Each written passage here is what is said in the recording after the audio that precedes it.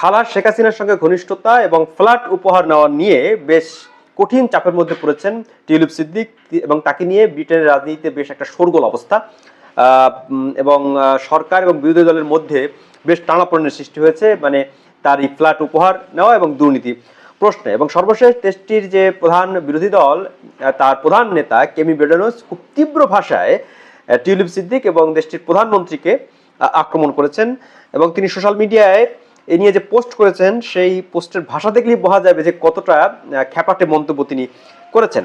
এবং এ নিয়ে যে খবর সেটি হচ্ছে যে যুক্তরাজ্যের সিটি মিনিস্টার টিউলিপ সিদ্দিককে বরখাস্ত করতে প্রধানমন্ত্রী কের স্টারমারের প্রতি আহ্বান জানিয়েছেন দেশটির প্রধান বিরোধী দল কনজারভেটিভ পার্টির প্রধান কেমি বেডেনোস।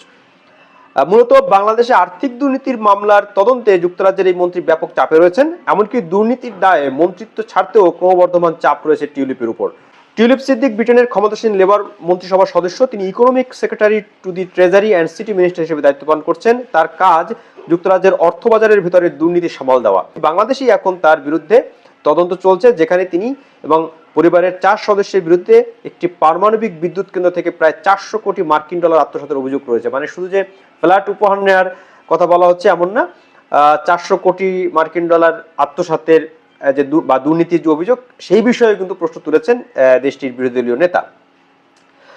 এবং খবরে বলা হচ্ছে যে ব্রিটিশ প্রধানমন্ত্রী কের স্টারমারের কাছে ট্রেজারি মন্ত্রী টিউলিপ সিদ্দিককে বরখাস্ত করার আহ্বান জানিয়ে বিরোধী দলীয় নেতা কেমি বেডেনোস তার সোশ্যাল মিডিয়া লেখেন যে কের স্টারমার টিউলিপ সিদ্দিককে বরখাস্ত করার সময় এসেছে। প্রধানমন্ত্রী কের স্টারমার তার ব্যক্তিগত বন্ধুকে দুর্নীতি বিরোধী মন্ত্রী হিসেবে নিয়োগ করেছেন এবং তিনি নিজেকেই দুর্নীতির অভিযোগে অভিযুক্ত করেছেন। মানে খোদ ব্রিটেনের প্রধানমন্ত্রীকে এই প্রশ্নের উত্তর দিতে হচ্ছে। যদিও কয়েকদিন আগে ব্রিটিশ প্রধানমন্ত্রী বলেছিলেন যে তিনি তার পুরো আস্থা আছে টিউলিপ সিদ্দিকের উপর, কিন্তু ক্রমশ কিন্তু চাপ তীব্র হচ্ছে। এবং বেডেনোস বলেন যে সরকার যে আর্থিক সমস্যাগুলো তৈরি করেছে তা মোকাবিলায় মনোনিবেশ করা উচিত হলেও টিউলিপ সিদ্দিক সেই কাজে মনোনিবেশের জন্য সমস্যা হয়ে উঠেছেন। মানে টিউলিপকে তার এই পদের জন্য একটা বড় সমস্যা হিসেবে বিবেচনা বা চিহ্নিত করা হচ্ছে। এবং বেডেনোস আরো বলেন, এখন বাংলাদেশ সরকারও শেখ হাসিনার সরকারের সাথে তার যোগসূত্র নিয়েও গুরুতর উদ্বেগ প্রকাশ করছে। মানে বাংলাদেশের একটা রেফারেন্স তিনি এখানে টেনেছেন। এবং বিবিসি আরো জানাচ্ছে যে টিউলিপের দুর্নীতি নিয়ে বাংলাদেশের অন্তর্বর্তীকালীন সরকারের প্রধান উপদেষ্টা ডক্টর মোহাম্মদ ইউনূসের মন্তব্যের পরই কনজারভেটিভ পার্টির নেতা কেমি বেডেনোস এই মন্তব্য করেন। ডক্টর ইউনূস সানডে টাইমসকে বলেছিলেন যে টিউলিপ সিদ্দিককে তার খালা শেখ হাসিনার ঘনিষ্ঠদের দেওয়া লন্ডনের সম্পত্তিতে বসবাস করার বিষয়ে ক্ষমা চাওয়া উচিত।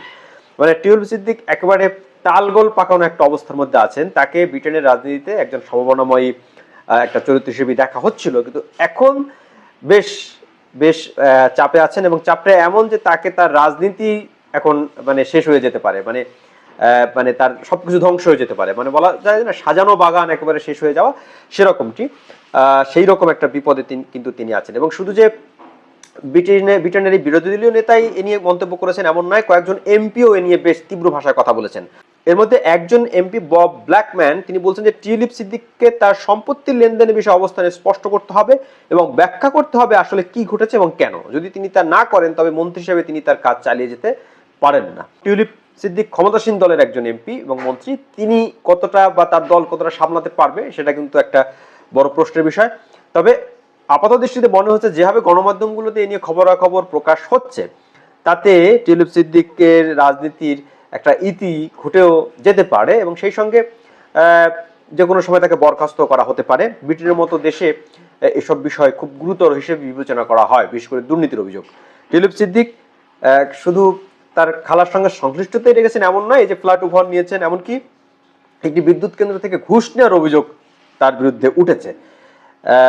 শেষ পর্যন্ত তার শেষ রক্ষা হবে কিনা সেটা কয়েকদিনের মধ্যেই হয়তো বোঝা যাবে।